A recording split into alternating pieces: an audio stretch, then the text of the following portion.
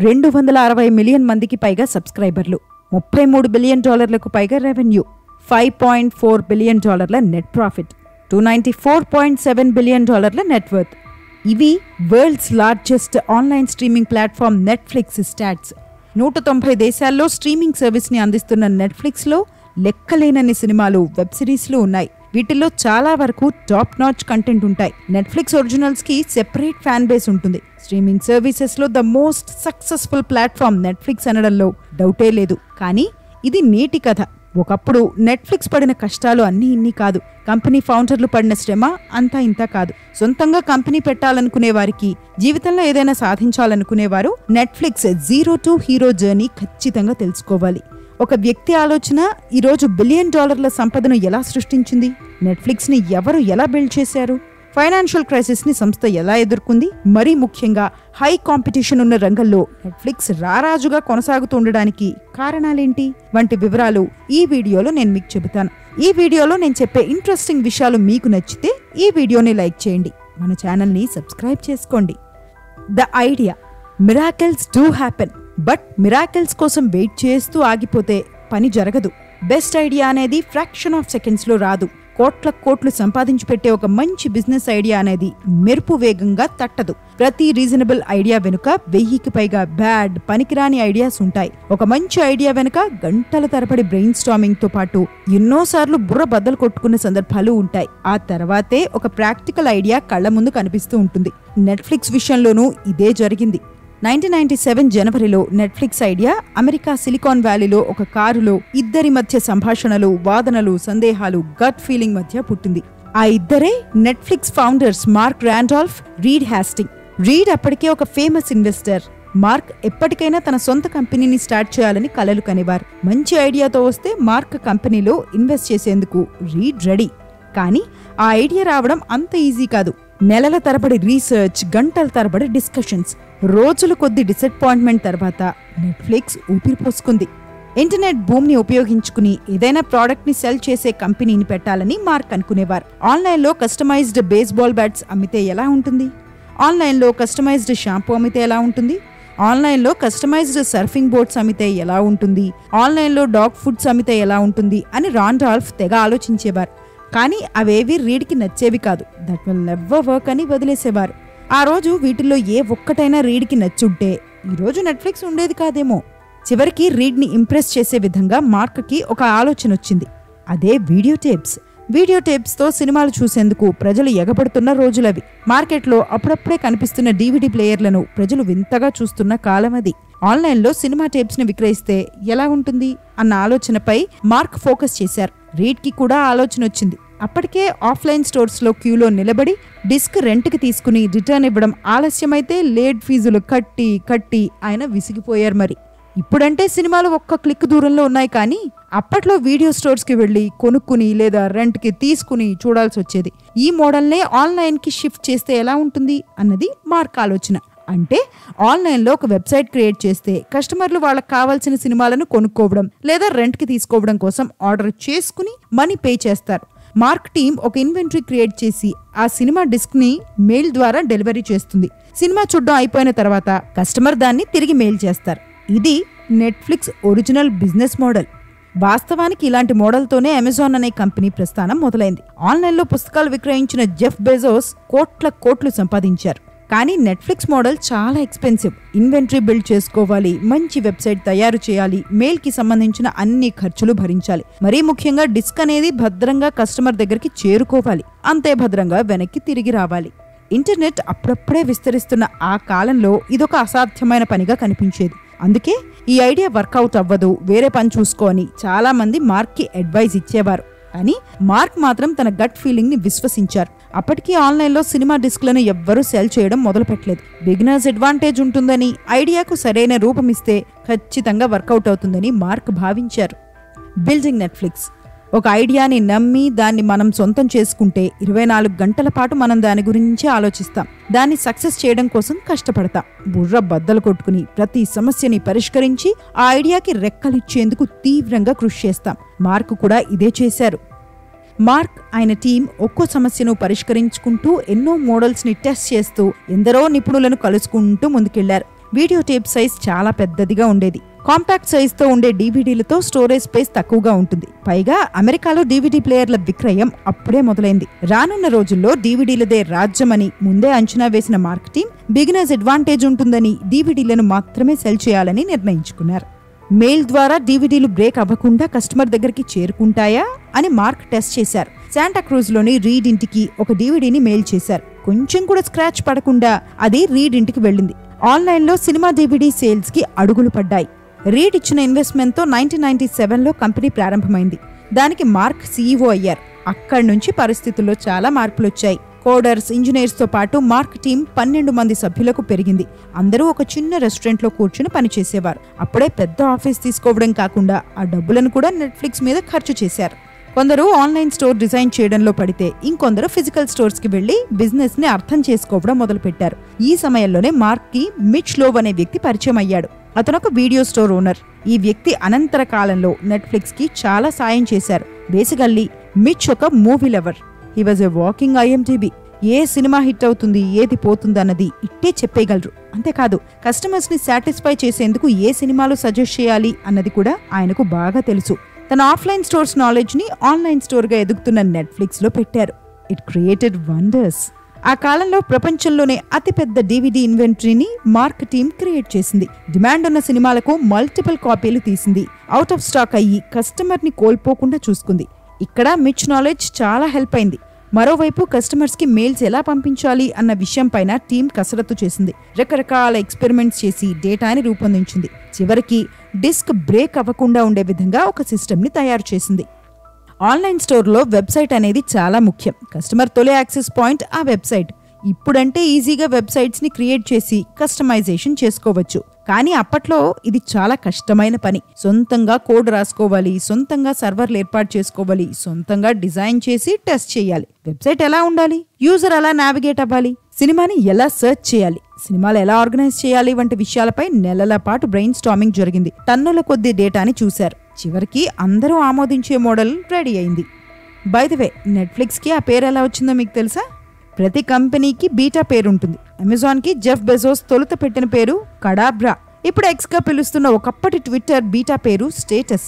అలా site launch కి ముందు మార్క్ అండ్ టీమ్ ఈ ప్రాజెక్ట్ కి కిబిల్ అని పేరు పెట్టింది. కానీ లాంచ్ టైం దగ్గర పడే కొద్దీ ఒక రియల్ నేమ్ కావాల్సి వచ్చింది. 2 syllables ఉండే కొన్ని పేర్లు రాసుకున్నారు. వాటిని స్క్రీన్ మీద డిస్ప్లే చేస్తాను చూడండి. వాస్తవానికి టీమ్ మెంబర్స్ కి నెట్ఫ్లిక్స్ అన్న పేరు పెద్దగా నచ్చలేదు. అదేదో అడల్ట్ కంటెంట్ సైట్ పేరు అన్న ఫీలింగ్ వచ్చిందట. కానీ చివరికి netflix.com కి మెజారిటీ ఓటు పడింది. అలా నెట్ఫ్లిక్స్ పేరు పుట్టుకొచ్చింది. వెబ్సైట్లో డిస్ప్లే చేయడానికి సినిమాల మీద చాలా డేటా కావాలి. మాన్యువల్గా చేయడానికి చాలా టైం పడుతుంది. ఆ సమయంలో మైకెల్ ఎర్ల్వైన్ అనే వ్యక్తి గురించి మార్క్కి తెలిసింది. ఆయన ఒక సినిమా పిచ్చోడు. హాలీవుడ్ లో రిలీజ్ అయిన దాదాపు ప్రతి సినిమాకి సంబంధించిన డేటా ఆయన దగ్గర ఉండేది. ఆ డేటాబేస్ కోసం మైకెల్ తో మార్క్ డీల్ కుదుర్చుకున్నారు. ఆ డేటాతో సినిమా ఆప్షన్ మీద క్లిక్ చేస్తే దాని వివరాలు జోనర్ వచ్చే విధంగా సైట్ ని రెడీ చేశారు. నెట్ఫ్లిక్స్ లాంచ్ కి సమయం ఆసన్నమైంది. వీడియోలోకి వెళ్లే ముందు ఒక చిన్న విషయం. ఇప్పటి వరకు మీరు చూసిన కంటెంట్ మీకు నచ్చితే ఈ వీడియోని వెంటనే లైక్ చేయండి. Back to topic. The beginning of a new era. Netflix launch కి సుమారు 15 నెలల ముందు ఆన్లైన్ వీడియో రెంటల్ ఐడియా ఊపిరి పోసుకుంది. అప్పటి నుంచి రీడ్ ఇన్వెస్ట్మెంట్ తో మార్క్ టీం రాత్రింపగళ్లు కష్టపడింది. అతిపెద్ద ఇన్వెంటరీని నిర్మించింది. మెయిలింగ్ వ్యవస్థను రెడీ చేసింది. ఆన్లైన్ వెబ్సైట్ ని నెలల పాటు టెస్ట్ చేసి ఎప్పటికప్పుడు మార్పులు చేస్తూ వచ్చింది. చివరికి 1998 ఏప్రిల్లో నెట్ఫ్లిక్స్ లాంచ్ అయింది. ఇది ప్రపంచంలోనే తొలి ఆన్లైన్ మూవీ రెంటల్ సర్వీస్ గా చరిత్రకెక్కింది. మొదటి రోజే కస్టమర్లు ఎగబడ్డారు. ఆన్లైన్ రెంటల్ సైట్లోకి వెళ్లి వాళ్ళకి నచ్చిన సినిమాలను పిక్ చేసుకుని క్రెడిట్ కార్డులతో బిల్ పే చేసి ఆర్డర్ ప్లేస్ చేశారు. ఆర్డర్ వచ్చిన వెంటనే ఇన్వెంటరీ టీం DVDని ప్యాక్ చేసి మెయిలింగ్ సెంటర్ కి ఫార్వర్డ్ చేసింది. మరుసటి రోజు అది కస్టమర్ దగ్గరికి చేరేది. ఇప్పుడున్న నెట్ఫ్లిక్స్ వర్షన్ ని చూస్తుంటే అప్పట్లో ఇంత కష్టపడే వాళ్ళని నమ్మలేకపోతున్నారు కదా. హైలైట్ విషయం ఏంటంటే మొదటి రోజే ఆర్డర్లు వెల్లువెత్తాయి. ఎంతలా అంటే కొద్దిసేపటికే నెట్ఫ్లిక్స్ సర్వర్లు చాలా సార్లు క్రాష్ కూడా అయిపోయేంతలా. మొదటి రోజు కనీసం 20 ఆర్డర్స్ అయినా వస్తాయా అని అనుకుంటే 137 ఆర్డర్స్ వచ్చాయి. సైట్ క్రాష్ అవ్వకపోయి ఉంటే ఈ లెక్కలు ఇంకా ఎక్కువగానే ఉండేవి. It was the beginning of a new journey. అమ్మయ్యా, కంపెనీ స్టార్ట్ చేసేసామని దుప్పటి కప్పుకుని పడుకుని ఉంటే ఆ కంపెనీ కూలిపోవడానికి ఎక్కువ కాలం పట్టదు. అసలు కథ కంపెనీ స్టార్ట్ అయినప్పటి నుంచే మొదలవుతుంది. నెట్ఫ్లిక్స్ స్టార్ట్ అయిన తర్వాత చాలా కష్టాలు పడింది. అండ్ ఇక్కడే ఒక సక్సెస్ఫుల్ కంపెనీకి, బ్రేక్అవుట్ అయ్యే కంపెనీకి తేడా కనిపిస్తుంది. The financial crunch.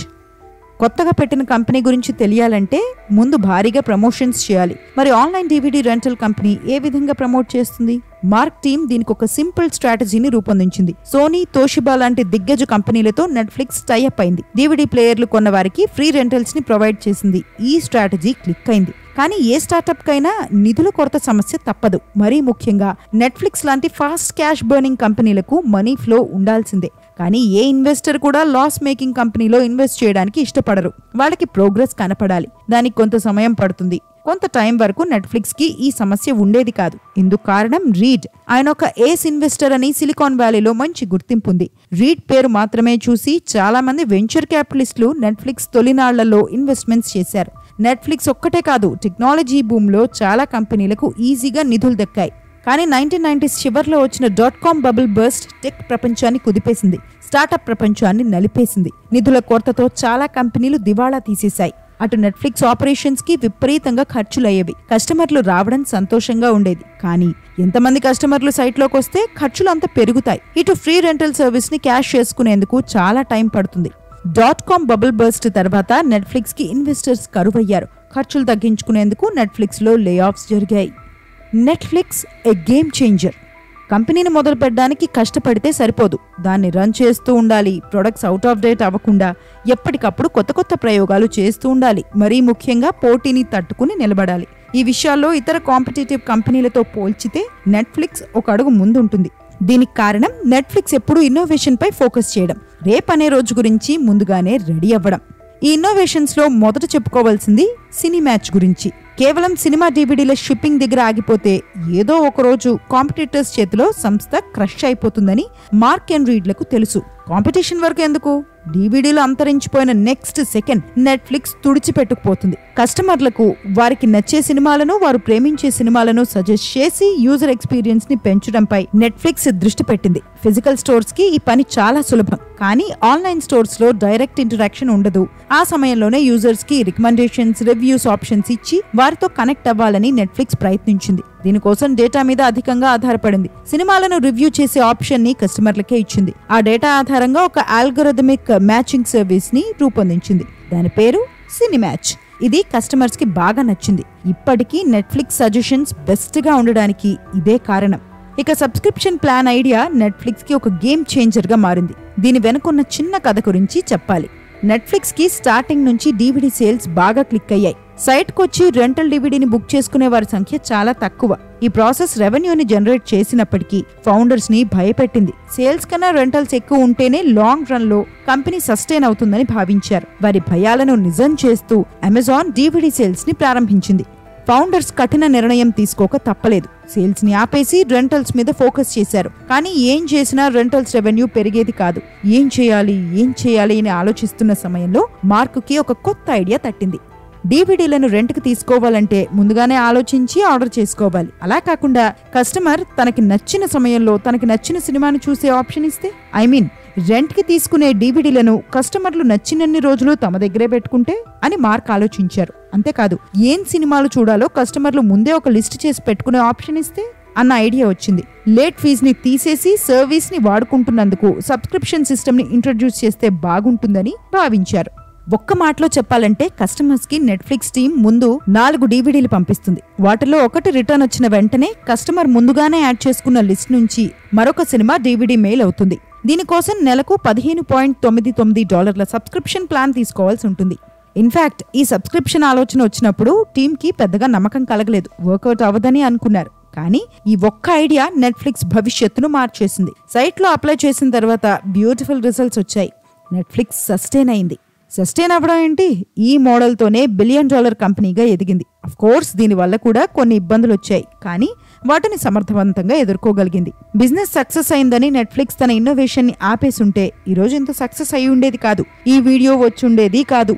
తనని తాను ఎప్పటికప్పుడు కొత్తగా మలుచుకునేందుకు సంస్థ చాలా ప్రయత్నించింది. డివిడీలు అంతరించిపోయేసరికి ఆన్లైన్ స్ట్రీమింగ్ సర్వీస్తో సంస్థ ప్రపంచం ముందు నిలబడింది. 2007లో ఆన్లైన్ స్ట్రీమింగ్ సర్వీస్ ని లాంచ్ చేస్తున్నట్టు ప్రకటించి ప్రత్యర్థులకు షాక్ ఇచ్చింది.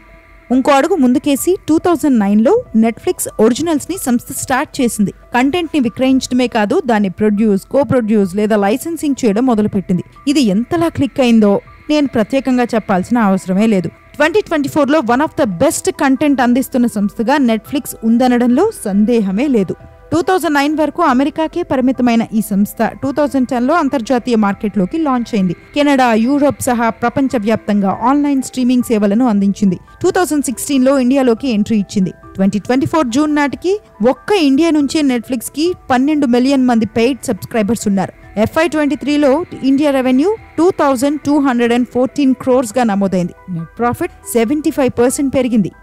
నెట్ఫ్లిక్స్ ఇప్పుడు ఇండియన్ ఎంటర్టైన్మెంట్ ఇండస్ట్రీలో ఒక భాగం అయిపోయింది. భారత్లోని దాదాపు ప్రతి సినిమా లవర్ ఇంట్లో నెట్ఫ్లిక్స్ ఉంటుంది. ఇదంతా మార్క్ రీడ్ కష్టం వల్ల జరిగింది నిజమే, కానీ ఆ కష్టానికి మించి ఇంకొక విషయం ఉంది. అదే వారు చేసిన ధైర్యం. ఆన్లైన్ సర్వీస్ ఐడియా గురించి చెప్పినప్పుడు మార్క్ ని ఎవ్వరూ పెద్దగా నమ్మలేదు. దట్ విల్ నెవర్ వర్క్ అని కొట్టిపడేశారు. కానీ మార్క్ రీడ్ అండ్ టీమ్ ధైర్యం చేసి ముందుకెళ్ళింది. సంవత్సరాల పాటు రాత్రింపగళ్ళు కష్టపడి సొంత కళ్ళను నిజం చేసుకున్నారు. మరి మీరేం చేస్తున్నారు? నీ వల్ల అవదు, నువ్వేమీ చేయలేవన్న మాటలు వింటూ ఆగిపోతున్నారా? ఆలోచించండి. ఆగిపోతే మీ స్టోరీకి ప్రారంభానికి ముందే ముగింపు పడుతుంది. ఇది ఫ్రెండ్స్ ఇవాల్టి వీడియో. ఈ కంటెంట్ మీకు నచ్చితే ఈ వీడియోని వెంటనే లైక్ చేయండి. ఇలాంటి మరిన్ని వీడియోస్ కోసం మన పెన్ అండ్ వాయిస్ స్టోరీస్ ఛానల్ని సబ్స్క్రైబ్ చేసుకోండి. More exciting videos coming up. Stay tuned.